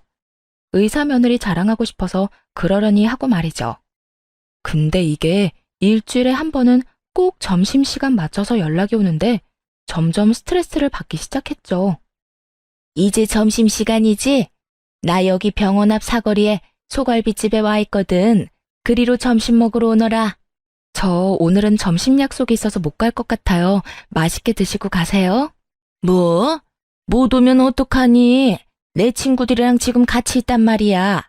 정 그러면 잠깐만 와서 계산 좀 해주고 가. 내 체면은 세워줘야지. 며느리 자랑 실컷 했는데 내가 뭐가 되니? 안 가면 병원까지 쫓아올 기세길래 어쩔 수 없이 식당으로 가야만 했어요. 너무 바쁘고 힘들어서 점심시간에 좀 쉬고 싶었는데 시모 때문에 너무 힘들더라고요. 제가 가니까 또 한바탕 시모의 자랑이 이어졌고요. 저는 남은 음식 깨작대며 먹으면서 왁자지껄하는 소리만 멍하게 듣고 있었네요. 우리 며느리가 여기 건강한 내과 전문이잖아. 내가 몸 안 좋을 때마다 가는데 얼마나 지극정성으로 잘해주는지 몰라. 앞으로 우리 며느리 봐서 저기 내과로 가. 어머, 나 그럼 지금 머리가 너무 아픈데 의사시니까 지금 나 진료 좀 봐줘요. 잠깐 맥 좀 짚어줘봐. 그래, 새아가. 여기서 잠깐 봐줘봐라. 제가 한의사도 아니고 무슨 맥을 짚어요. 진료 원하시면 병원에 직접 오셔서 받으셔야 되고요. 이런 데서 진료하는 건 불법이에요. 저 이제 진료 시간 다 돼서 이만 가볼게요. 갑자기 짜증이 몰려와서 더 있다가는 진짜 소리라도 지를 것 같더라고요. 그래서 시모가 실컷 먹은 밥값을 계산하고 밖으로 나와버렸죠. 시모가 저를 따라 나오더라고요. 어머니, 앞으로는 오기 전에 하루 전엔 연락 주고 오세요. 저도 일하는 사람인데 무슨 구멍가게 오시듯이 그렇게 자꾸 오시면 제가 다른 직원들 보기 민망해요. 그리고 점심시간에 오시는 것도 좀 자제해 주세요. 저 너무 바빠서 원래 점심시간에 밥 안 먹고 쉬어야 돼요. 근데 요즘 어머니 때문에 쉬질 못하니까 너무 힘드네요. 어머, 뭐? 네가 그렇게 말하니까 내가 너무 서운하다. 내가 뭐 돈 때문에 그러니? 친구들이 너 보고 싶다고 하고 나도 우리 잘난 며느리 자랑하고 싶어서 그런 거지. 시모가 풀 죽어서 말을 하니까 꼭 제가 나쁜 사람이 된 것 같은 기분이 들었어요. 남편한테도 몇 번이나 말을 해봤지만 그때마다 다른 말로 돌려서 대화를 끝내지 못한 적이 많아요. 이번엔 작정하고 말을 했어요. 자기가 어머님한테 말해준다며 오늘 또 친구들하고 병원 근처 고깃집에 오셨어. 점심시간에 나 부르는 것 때문에 얼마나 스트레스 받는지 알아? 엄마가 얼마나 자기를 자랑스러워하면 그러시겠어. 난 장모님이 우리 회사 오시면 엄청 반갑고 좋을 것 같은데. 자기는 이렇게 보면 좀 차가운 면이 많아. 무슨 말을 그렇게 해? 그렇게 수시로 찾아오셔도 나 앞에서는 싫은 소리 안 하고 밥 다 사드렸어. 이런 말 안 하려고 했는데 무슨 백화점 식당 아니면 갈비집 아니면 비싼 일식당만 가시고 금액이 얼마나 많이 나오는지 알아? 그럼 앞으로 어머니 찾아오면 당신이 돈 대신 내줘. 당신 연봉이 얼만데 그깟 밥값 가지고 그래. 알았어. 화내지 마. 주름 더 생겨. 내가 엄마한테 잘 말씀드려 볼 테니까. 요즘 따라 제 외모 가지고 자꾸 한 소리씩 하는 남편이 거슬리더라고요. 여기서 제 주름 얘기는 왜 나오나요? 이런 식으로 살짝 말을 바꾸거나 슬쩍 넘어가는데 도 같아서 제가 말싸움에서 이길 수가 없었어요. 남편이 말을 하긴 했는지 시모가 병원으로 찾아오는 날이 확 줄었어요. 저도 다시 일에 열중할 수 있었고 시모와 작은 마찰들이 있긴 했지만 그럭저럭 지나가다 보니 그렇게 2년 정도가 지났어요. 어느 날 시모가 대뜸 주말에 오라고 하길래 남편과 함께 가봤더니 앓는 소리를 해대더라고요. 내가 너랑 사이가 멀어질까봐 얘기는 안 했지만 요새 너무 나한테 소홀한 거 아니니? 네가 바쁜 건 알지만 그래도 며느리로서의 도리는 최소한 해야 되는 거 아니냔 말이야. 갑자기 그런 말씀하시니 당황스럽네요. 저는 그래도 못한 거 없다고 생각하는데요. 그렇게 생각한다는 자체가 틀렸다는 거야. 해도 부족하다고 생각해야 고부간의 사이가 돈독해지는 거 아니겠니? 어머니가 달라는 대로 용돈 다 드렸고 자주 급하다고 100만 원, 200만 원씩 빌려가시는 돈 저 한 번도 달라고 말씀드린 적 없어요. 그냥 드리는 거라고 생각했고요. 넌 가만 보면 다 돈으로만 해결하려고 하더라. 사람이 마음이 중요한 거지. 내가 너무 외롭고 허전해서 친구들이랑 여행을 좀 가려고 하거든. 요즘엔 자식들이 효도 여행을 보내주는데 아주 크고 멋진 크루즈를 타고 세계 일주 같은 걸 한다더라. 이 사람은 예전엔 저희 부모님한테 혼자 찾아가기도 하고 그러더니 이젠 용돈은커녕 전화 한 통도 안 하는데요. 저는 그대로 바쁜 와중에 용돈도 챙겨드렸잖아요. 근데 이번엔 효도 여행이요? 아들한테 보내달라고 하시면 되겠네요. 갑자기 왜 나를 걸고 넘어져? 내가 바빠서 요즘 장인 장모님한테 소홀했는데 그게 그렇게 서운했어? 그럼 직접 나한테 말을 하지 여기서 뭐야? 엄마, 그거 여행 가세요. 얼만데요? 어머, 진짜? 역시 우리 아들이 최고야. 1,000만 원인데 일단 계약금 200만 원을 걸어야 돼. 금액은 할부로 내도 되고. 근데 우리 의사 며느리가 그깟 1,000만 원이 부담되겠니? 어머니는 제가 무슨 어머니 지갑인 줄 아시나 봐요. 뭔 일만 있으면 다 저한테 돈을 달라고 하세요. 아드님이 보내준다니까 아드님한테 달라고 하시면 되겠네요. 엄마, 200만 원이면 내가 내주려고 했는데 1,000만 원은 너무 크다. 그건 그냥 가지 마시고요.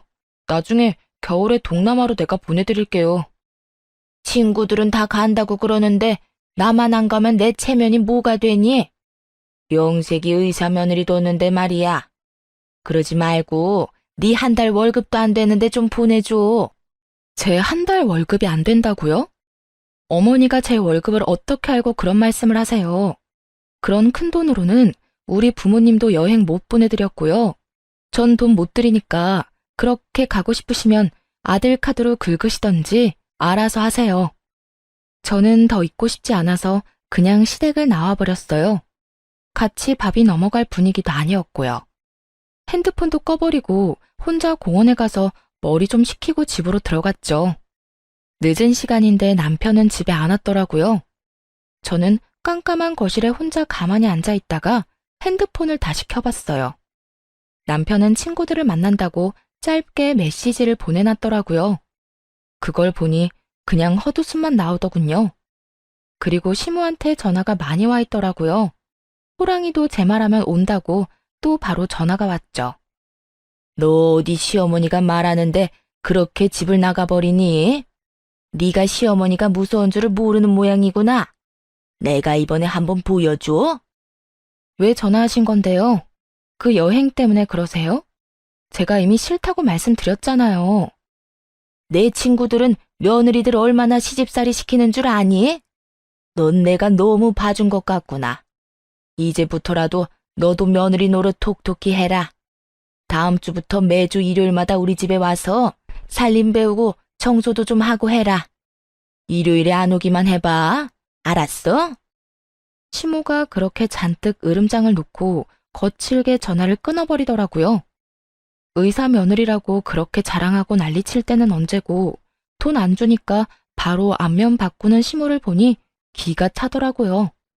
그냥 무시했는데 금요일 저녁부터 주말에 무조건 오라고 전화를 해대고 메시지를 계속 보내는 거예요. 그러거나 말거나 당연히 안 갔어요. 남편은 이미 새벽부터 무슨 테니스를 친다면서 나갔거든요. 혼자 침대에 누워서 쉬고 있는데 남편이 전화가 왔더라고요. 당신 우리 엄마한테 안 갔어? 일요일에 가기로 했다며. 나한테 전화하고 난리셔. 빨리 가봐. 내가 왜 가? 난 간다고 한 적 한 번도 없는데? 당신이 아들인데 왜 나한테 자꾸 그 비싼 여행을 보내달라고 하는 거야? 당신이 보내드려. 난 며느리로서 내 도리는 다 했다고 생각해. 효도는 셀프 몰라? 내가 1,000만 원짜리 여행 보내드릴 여유가 어딨어. 당신은 능력이 되잖아. 며느리로서 그 정도 해드릴 수 있잖아. 능력이 없으면 다른 걸로라도 최선을 다해야 되는 거 아닐까? 당신이 지금 남편 역할, 아들 역할 잘하고 있는지 한번 자신을 돌아봐. 난 2번 말하기 싫으니까 당신이 어머님한테 말씀드려. 저의 차가운 태도를 보고 남편이 금세 입을 다물더군요.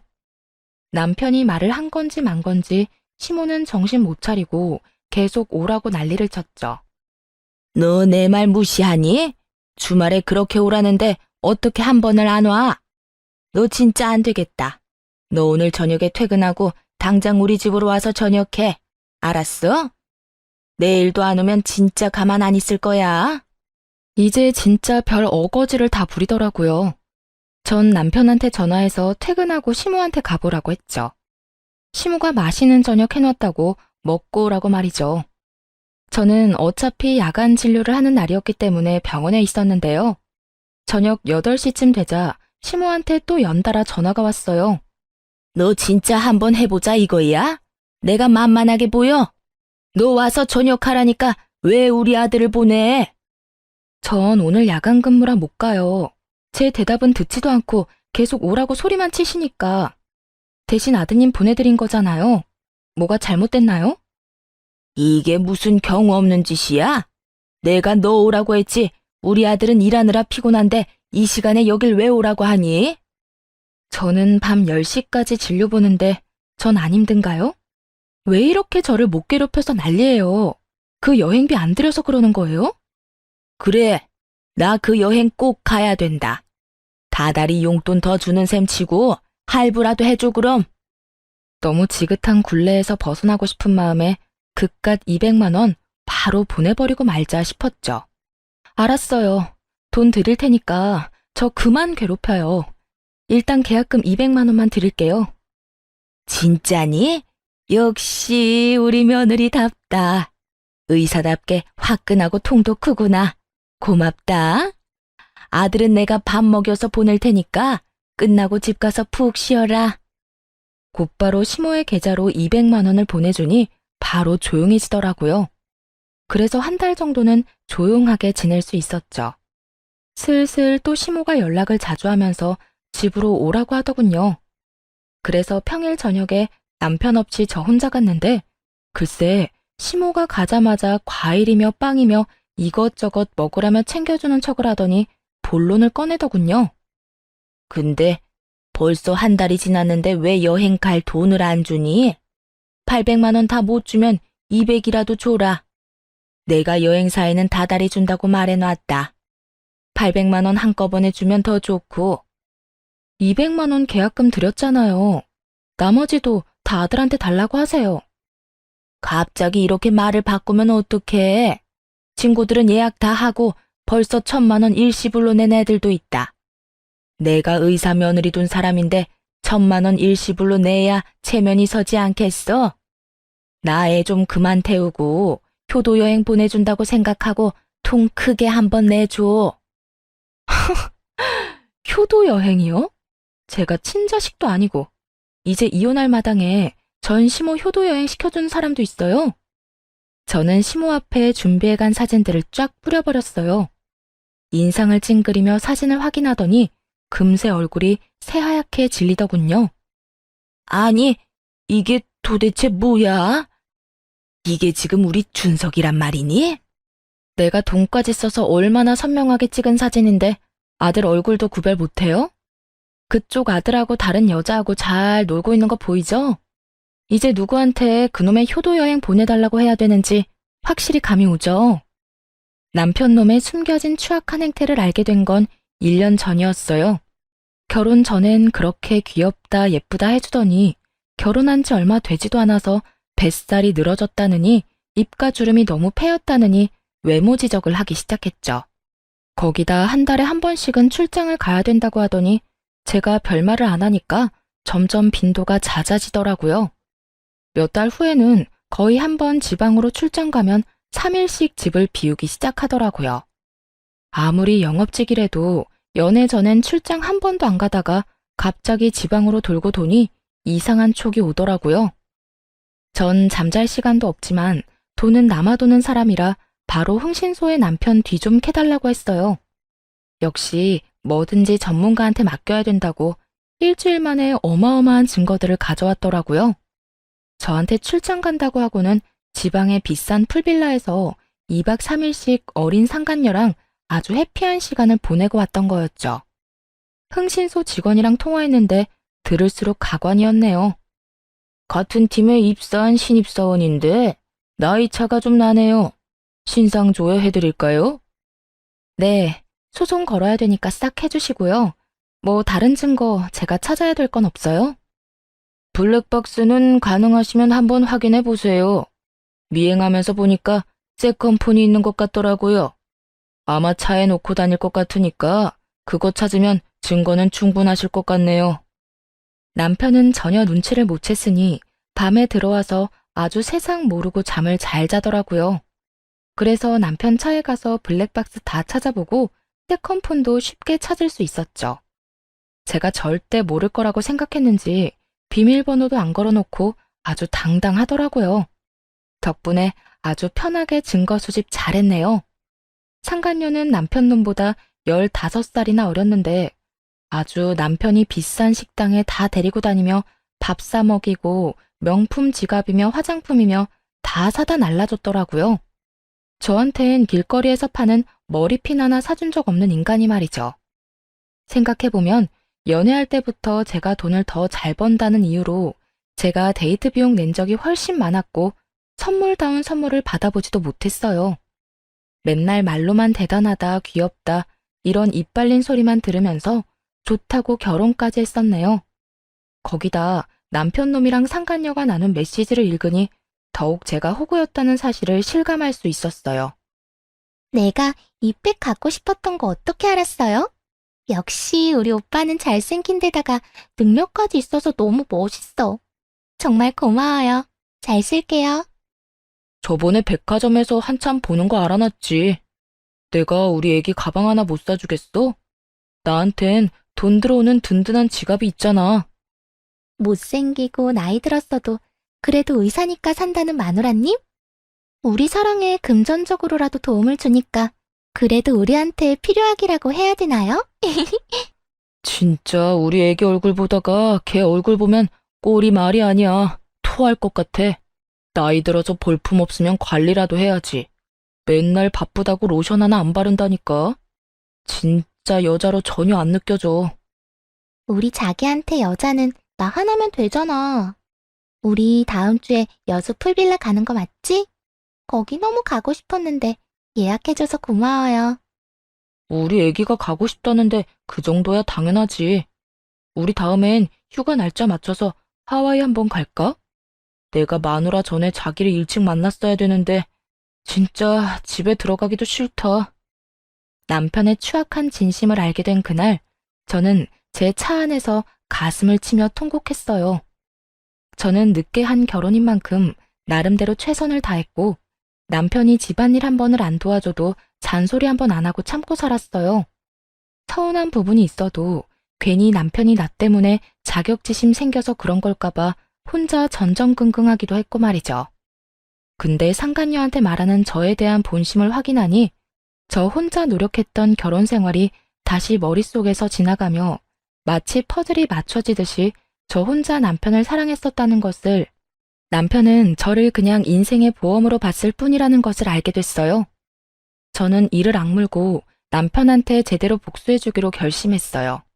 그래서 지난 1년간 남편의 외도를 전혀 모르는 척하면서 출장 간다고 하면 오히려 흔쾌히 보내줬죠.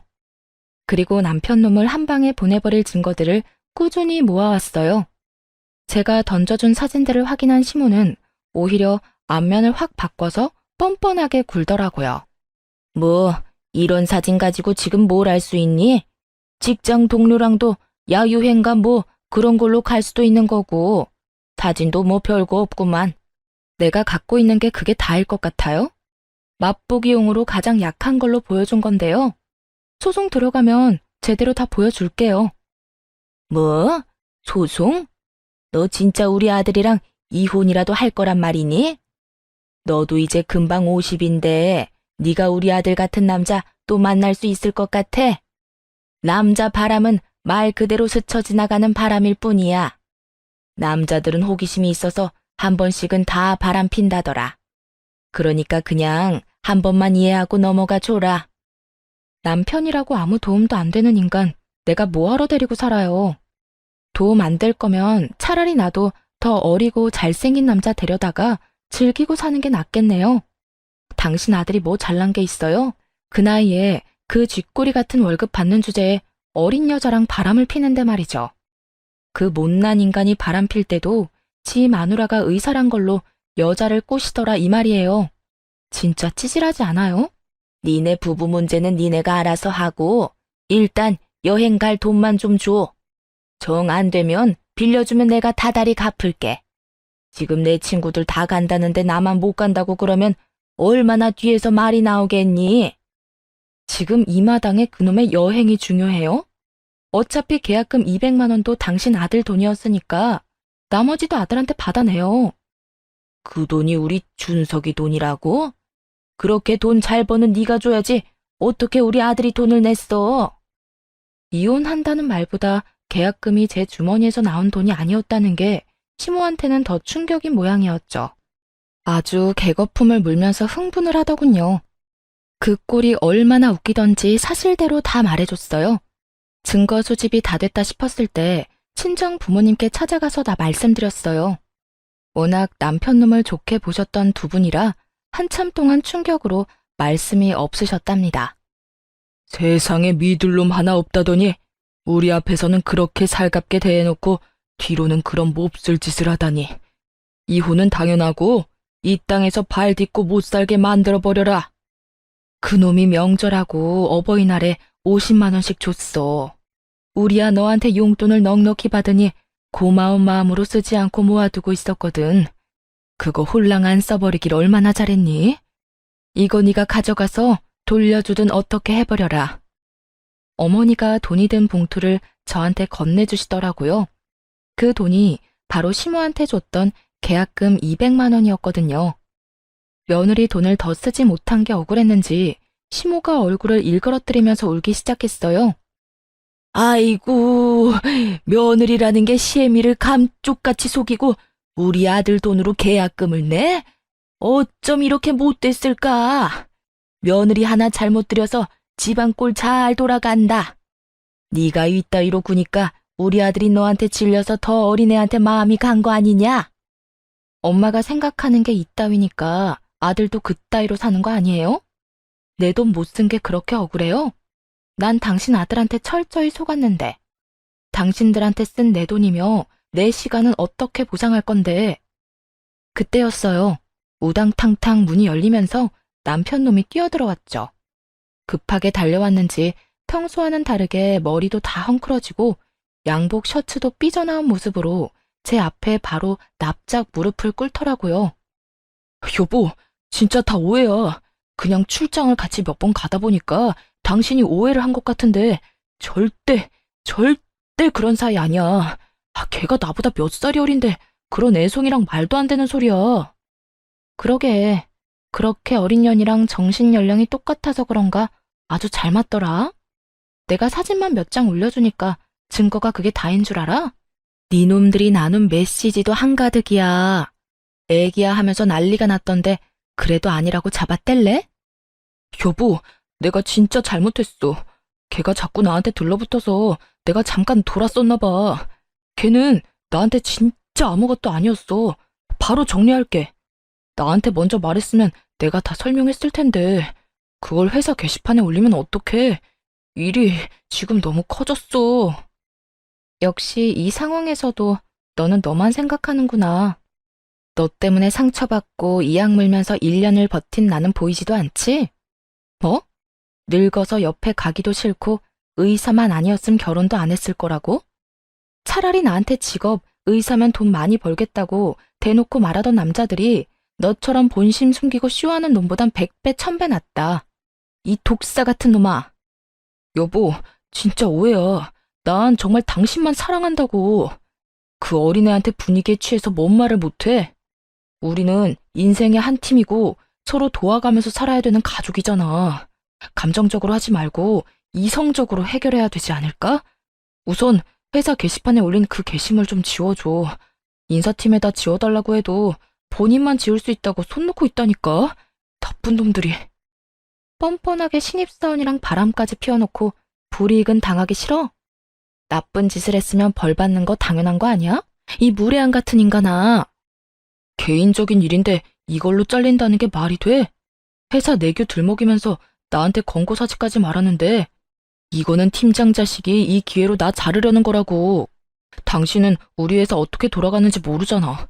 일단 그 게시물만 지워줘. 지금 그 회사 잘리면 이 나이에 어딜 가겠어. 당신도 남편이 백수 되면 좋을 거 없잖아. 너랑 이혼하는 마당에 네가 백수가 되든 거지가 되든 내가 알 바 아니지. 안 그래? 남편이 갑자기 눈에 쌍심지를 켜고 벌떡 일어나서 저를 째려보더라고요. 뭐? 이혼? 누구 마음대로 이혼을 해? 이 정도 지나가는 바람 가지고 일 커지게 만들어서 회사까지 잘리게 하면 당신도 유책 배우자 되는 거야. 당신이 이혼 소송이라도 하면 난 당신 명예훼손으로 고소할 거라고. 어쩌면 저한테 진심으로 미안한 구석 없이 오로지 자기 앞날만 생각하니까 저딴 말을 할 수 있는 거겠죠. 저렇게 뻔뻔한 인간을 그동안 착하다고 믿어오며 결혼 생활을 했던 제 자신을 진짜 마구 두드려 패주고 싶었네요. 저는 너무 화가 나서 부들거리는 손을 들어 남편의 뺨을 세차게 날려버렸죠. 웃긴 건 자기 아들 맞으니까 시모가 아악 소리를 내며 개거품을 물고 달려들더라고요. 아무리 그래도 남편을 때리는 마누라가 어딨어? 요즘 애들은 남편을 아주 지발 아래로 봐. 너도 한 대 맞아봐. 맞아봐. 시모가 개거품을 물며 저한테 달려들더라고요. 제가 옆으로 슬쩍 비켜섰더니 시모가 그대로 앞으로 고꾸라져 넘어졌어요. 휙 고개를 돌려서 저를 노려보더니 통곡을 하면서 울기 시작했어요. 아이고, 이제 며느리가 시어미한테도 폭력을 쓰네. 아이고, 며느리 하나 잘못 들어와서 집안이 아주 풍비박산이 났구나. 아이고. 그러면서 졸도하듯이 뒤로 혼자 넘어가더라고요. 놀란 남편놈이 달려가서 시모 붙잡고 엄마 하면서 같이 울기 시작했어요. 참나, 아무것도 모르는 사람들이 보면 무슨 눈물 없이는 못 보는 드라마 찍는 줄 알겠네요. 저는 기가 막혀서 그 모습을 일단 지켜보고 있었어요. 당신 진짜 이렇게까지 해야 돼? 나랑 먼저 얘기했으면 이렇게까지는 상황이 안 됐을 거야. 우리 엄마한테까지 와서 이렇게 헤집어 놓으면 나이 드신 엄마가 견디실 수 있겠어? 진짜 너무하다. 누가 누구한테 너무하다고 하는 건지 어이가 없네. 그리고 니네 엄마가 나한테 돈 달라고 부른 거야. 내가 이 집구석에 찾아온 게 아니고. 난 더 이상 너희 모자 얼굴 보고 싶지도 않으니까 빨리 여기다 도장 찍어. 이게 내가 너한테 주는 마지막 배려야. 남편은 제가 건넨 종이를 보더니 흠칫 놀라더군요. 그러더니 종이를 팍 던져버리는 게 아니겠어요?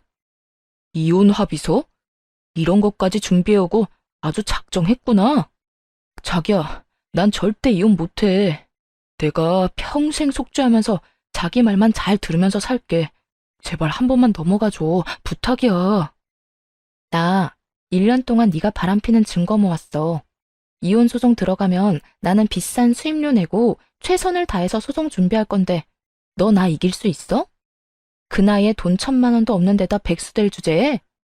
난 이미 변호사 상담까지 다 끝났고 네가 합의 이혼 싫다고 하면 전화 한 통하면 바로 소송 시작할 수 있어. 위자료 2천 이상은 청구할 건데 네가 일시불로 줄 능력이나 있냐고.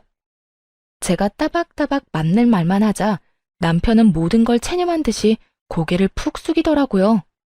머릿속에서 아주 오만 가지 생각을 하면서 좋지도 않은 머리를 굴리고 있는 게 훤히 보이더라고요. 능력도 없는 주제에 그동안 나 믿고 월급 펑펑 써대고 돈 한 푼 안 모은 게 이제야 후회가 좀 되겠네? 너도 참 바보 같다. 내 비위 적당히 맞추면서 살았으면 늙어서까지 의사 마누라 옆에 두고 분수에 안 맞는 호강했을 텐데 말이야. 다 네 잘못이니까 평생 찢어지게 가난하게 살면서 네 좋았던 시절 떠올리며 살아봐. 난 진짜 당신이랑 헤어지면 못 살아. 내가 어떻게 하면 용서해 줄 거야? 난 절대 이렇게 못 끝내, 여보. 너랑 더 이상 말싸움하기도 싫어. 1분 안에 결정해. 지금 도장 찍고 죽은 듯이 조용히 살 건지 아니면 한번 이혼 소송 제대로 해볼 건지. 제가 이혼 합의서를 뺏어갈 제스처를 취하자 비굴하게도 종이를 휙 잡더라고요. 그러더니 한숨을 푹푹 쉬면서 시모 집에 있던 도장을 찾아서 결국 찍더라고요. 저는 서류를 휙 뺏어서 그 집구석을 나와버렸어요. 차마 제 앞에서는 못하다가 제가 나가니까 뒤에서 아악하고 소리를 지르고 뭘 깨부수는 소리가 나더라고요.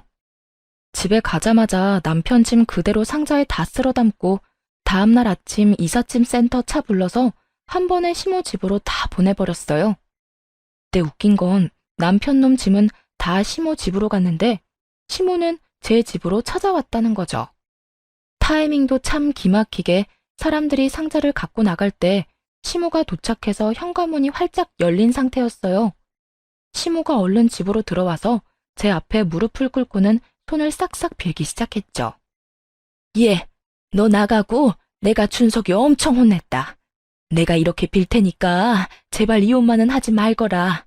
그 여행 가는 것도 돈 안 줘도 되고 나 그 여행 안 가도 된다. 너만 이혼 안 한다고 하면 내가 앞으로 너한테 용돈 달라고 하지도 않으마, 응? 뒤에서 내 욕하면서 어린애랑 놀아난 남자 받아줘가며 살 만큼 내가 착하지가 않아요. 그 나이 어린 새 며느리 될 여자한테 그놈의 잘난 효도 여행 보내달라고 해요. 시모가 계속 주저앉아서 울기만 하고 나갈 기미가 안 보여서 결국 시모를 일으켜서 밖으로 밀어내야만 했었죠. 시모는 어떻게든 밖으로 안 밀려나려고 문을 팔로 잡고 버티더라고요. 계속 이런 식으로 나오면 이혼 소송으로 가는 수밖에 없어요. 한번 지저분하게 끌고 가볼까요? 그쪽 아들 앞길 생각한다면 다신 이렇게 찾아오지 말아요. 병원이든 집이든 찾아오면 바로 경찰에 신고할 거니까. 그동안 가족으로 지낸 세월을 생각해서라도 다시 한 번만 생각해줘. 우리 아들 한 번만 봐줘. 나를 진짜 가족이라고 생각했을지 모르겠네요. 그동안 나를 며느리가 아니라 아줌마 돈주머니로 생각한 거 아니고요. 아줌마 아들도 못해준 걸 왜 며느리한테 공짜 대접을 그렇게 받으려는지 이해가 안 갔지만 그래도 가족이니까 좋은 마음으로 해줬던 거예요. 그런 내 마음을 이용하고 기만한 건 아줌마랑 아줌마 아들이고. 그렇게까지 말했는데도 아직도 저를 우습게 보는 건지 시모는 움직일 기미가 없더라고요.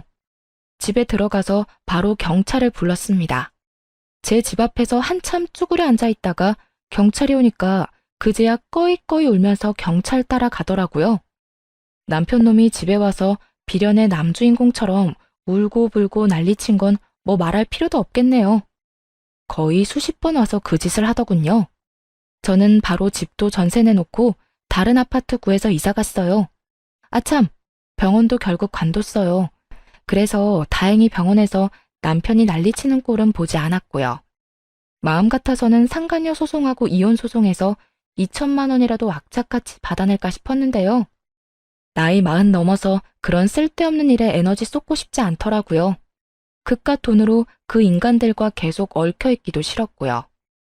만약 재산 분할이라도 하게 되면 그 인간 재산은 한 푼도 없고 제 재산만 잡힐 텐데 그냥 그 인간한테 땡전 한 푼도 안 두고 깔끔하게 시간 낭비 안 하고 끝낸 게 더 낫다 싶어요. 지네들 분수도 모르고 황금오리 배 가르듯이 의사 며느리 지갑 탈탈 털어먹으려다가 아들 반품당하고 지인들한테 쪽팔림과 무시당할 시모 생각하면 나름 통쾌하네요. 이 사연 들으시는 시어머니들이 있다면 다들 한 번씩은 생각해 보시기를 바래요. 왜 평생 아들한테 받아본 적 없는 효도를 며느리한테 받으려고 하는지 말이죠. 자기 아들이 귀하면 며느리는 자기 집에서 더 귀한 딸이라는 생각을 한 번이라도 더 해줬으면 좋겠네요. 저는 신도시에 제 개인 병원을 시작하려고 요즘 직원들도 뽑고 병원 자리도 알아보고 다녀서 너무 바쁜 나날을 보내고 있답니다. 몸이 10개라도 모자라서 당연히 전 남편 놈은 생각도 안 나고요. 이대로 열심히 일하면서 남의 부모한테 대리효도 따위는 그만두고 친정 부모님 모시고 잘 살아보려고 해요. 지금까지 제 이야기를 들어주신 모든 분 감사드리고 건강하셨으면 좋겠습니다.